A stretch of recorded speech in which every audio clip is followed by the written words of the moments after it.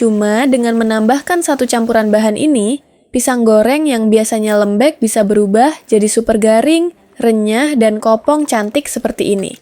Kalau sudah penasaran, yuk langsung aja kita buat. Pertama, siapkan sebuah wadah, kemudian masukkan 14 sendok tepung terigu, lalu tambahkan 4 sendok tepung beras, dan tambahkan juga 2 sendok tepung maizena. Selanjutnya, masukkan 4 sendok gula pasir, lalu tambahkan sedikit garam untuk penyeimbang rasa. Dan masukkan juga setengah sendok teh baking powder sebagai bahan pengembang.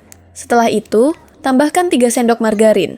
Lalu terakhir, tuangkan sekitar 200 ml air. Aduk dan kocok semua bahan ini sampai tercampur rata dan berubah menjadi adonan yang halus, lembut, dan agak kental. Kalau ingin aromanya lebih wangi dan tampilannya makin menarik, kamu bisa menambahkan biji wijen secukupnya, lalu diaduk kembali sampai adonannya benar-benar lembut dan halus seperti ini. Kalau adonan sudah siap, sekarang kita lanjut menyiapkan pisangnya. Untuk jenis pisang yang digunakan bebas pakai pisang apa saja yang ada di rumah, yang penting rasanya enak. Jadi, nggak perlu repot-repot, harus beli dulu keluar. Kupas pisangnya, lalu setelah itu pisang-pisang ini dimasukkan ke dalam plastik. Kemudian dipipihkan pisangnya dengan cara ditekan. Tapi ingat, jangan terlalu tipis supaya pisangnya tidak hancur.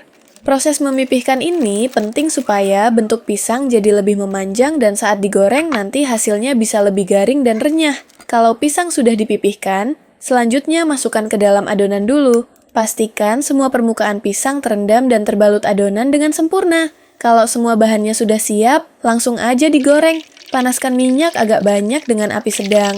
Setelah minyak benar-benar panas, masukkan satu persatu dan goreng secukupnya saja dulu, supaya hasilnya bisa matang merata. Jangan lupa untuk sesekali dibolak-balik supaya bisa matang merata dan gak gosong cuma di satu sisi saja. Untuk penggorengan tahap pertama, cukup goreng sampai setengah matang saja. Saat adonannya sudah mulai kering dan agak garing, langsung diangkat dan tiriskan terlebih dahulu. Selanjutnya, masukkan kembali pisang goreng setengah matang tadi ke dalam adonan. Jadi, pisangnya kita balut adonan sekali lagi. Setelah itu, goreng kembali sampai adonannya matang sempurna. Lalu digoreng kembali. Pastikan proses menggoreng tetap menggunakan api sedang supaya pisang tidak cepat gosong dan bagian dalamnya bisa matang dengan baik.